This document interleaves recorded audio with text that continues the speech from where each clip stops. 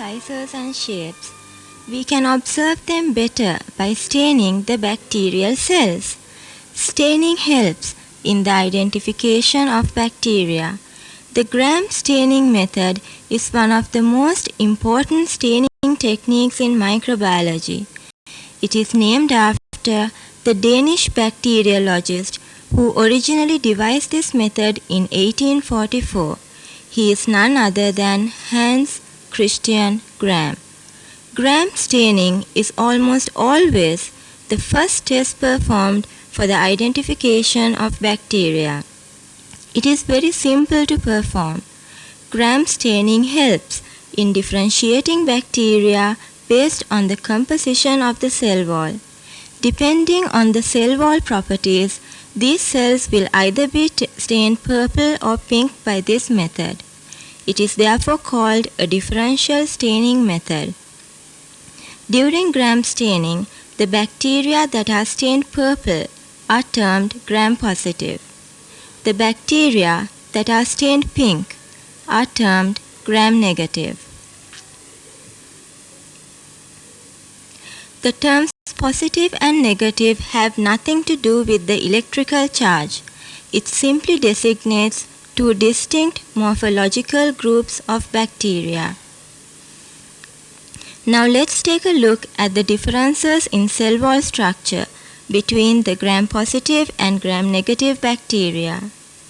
The Gram-positive cell wall is thick and consists of numerous interconnecting layers of peptidoglycan. Also interwoven in the cell wall of Gram-positive bacteria are teichoic acids. Generally, 60 to 90% of the Gram-positive cell wall is peptidoglycan.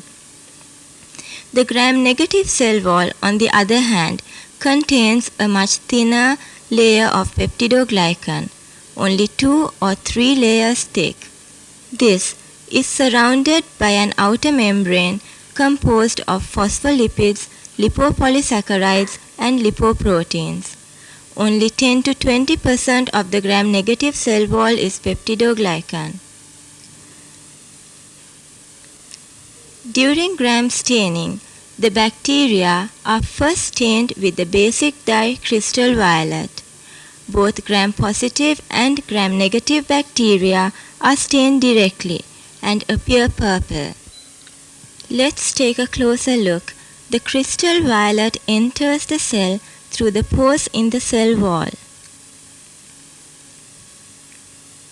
Gram's iodine is then added.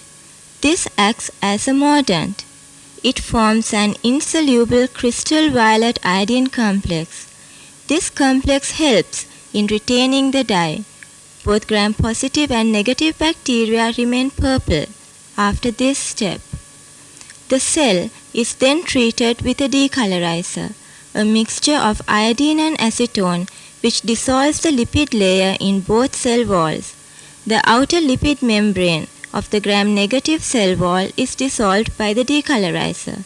The thin layer of peptidoglycan which remains behind is unable to retain the crystal violet iodine complex. The complex leaks out and the cell is decolorized. In the Gram-positive cell wall, decolorization results in the dehydration of the multilayered peptidoglycan. Dehydration causes the cell to shrink, resulting in closing of the pores on the cell wall. The crystal violet iodine complex is thus blocked and the cell retains the purple color. Finally, a counter stain of dilute carbolfuchsin is applied to the smear. The decolorized Gram-negative bacteria will take a new color and will appear pink. The Gram-positive bacteria remain purple. When can a Gram-positive organism be stained negative? Sometimes a Gram-positive organism can be stained negative. This is known as the Gram variable reaction. Several factors such as overheating during heat fixation, too much washing between the steps, and the length of decolorization is critical during Gram staining. A prolonged exposure to the decolorizing agent will remove all the stain. from both types of bacteria. Some gram-positive bacteria may lose the stain easily. An incorrectly stained smear may appear as a mixture of gram-positive and negative bacteria.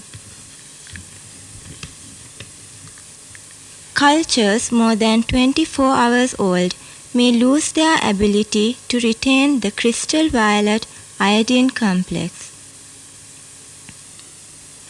Some gram-positive bacteria are more able to retain the crystal violet iodine complex than the others. The gram reaction of an organism may also change after antimicrobial therapy. Here, gram-positive bacteria may appear gram variable.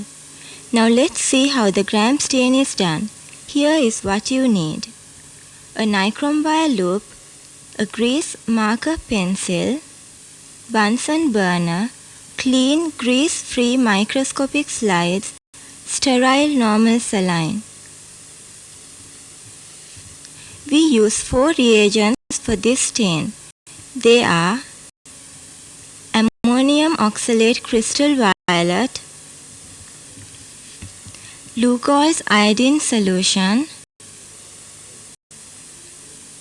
decolorizer, which is a mixture of iodine and acetone, and the counterstain dilute carbol-fuchsin. The first step in any staining procedure is to prepare a smear on a slide. A smear could be prepared from a slant culture, a broth culture, a culture plate, or from a clinical specimen. First, mark the glass slide on the side on which the smear is to be made.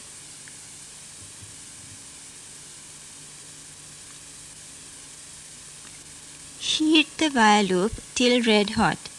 Cool it for a couple of seconds. Use this wire loop to add a drop of sterile normal saline onto the center of the slide.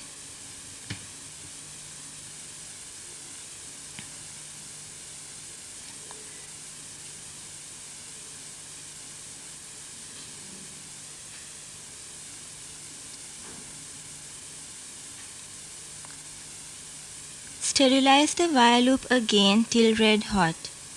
Allow it to cool for a few seconds to avoid splattering of your culture. Select an isolated colony from the culture plate. Open the plate near the burner. The heat of the flame creates an aseptic environment around it. This ensures that your culture plate does not get contaminated. Transfer a minute amount of the selected colony onto the slide using the wire loop. Spread the culture on the drop of saline on the slide to an even thin film over a circle of 1.5 cm in diameter. The smear should be thin enough to dry completely within a few seconds. Visual detection of the culture on an inoculation loop indicates that too much of culture is taken.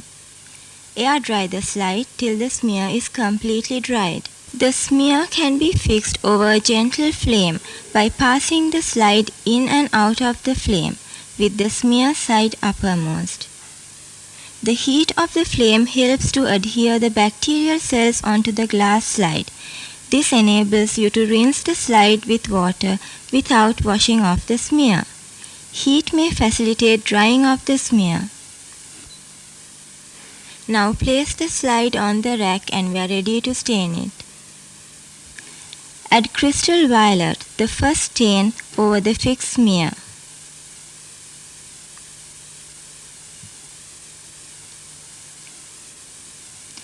Let it stand for 30 seconds.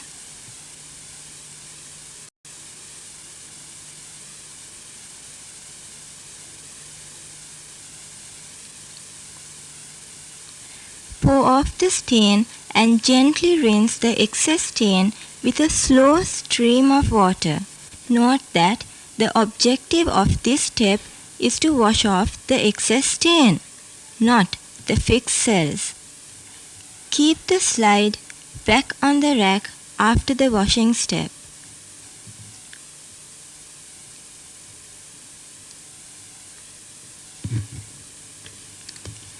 Add Lugol's iodine solution onto the smear.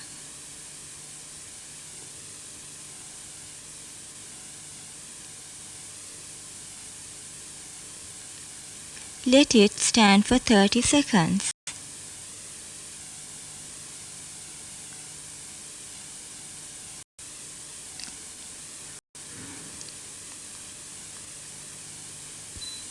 Pour off the iodine solution and rinse the slide with running water.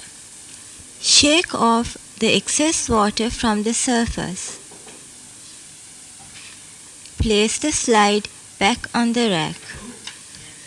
Now, add the decolorizer solution onto the smear. Keep for 30 seconds.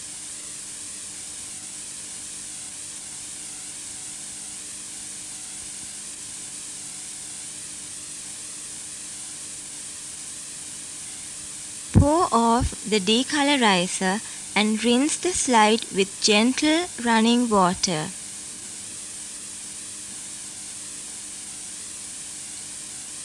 Shake off the excess water from the surface. Delay in washing off the decolorizer will cause excess decolorization of the gram-positive cells, and the purpose of the staining will be defeated. Place the slide on the rack. The counter stain dilute carbylfuchsin should be added now. Keep this for 30 seconds.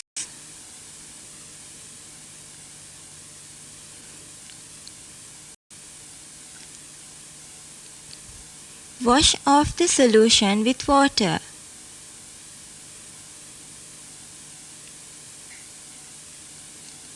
Shake the slide well to remove excess water.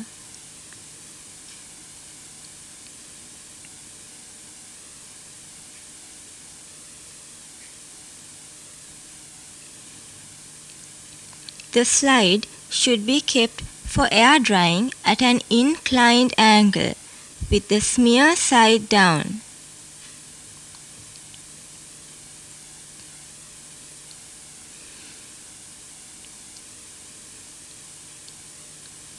Now, this slide is ready to be observed under the microscope. First, place the slide on the microscopic stage. Ensure that the marked smear side is upwards. Focus under the low power objective. The low power objective lens will be marked as 10x. Now move the objective lens away from the smear. Add a drop of immersion oil onto the smear.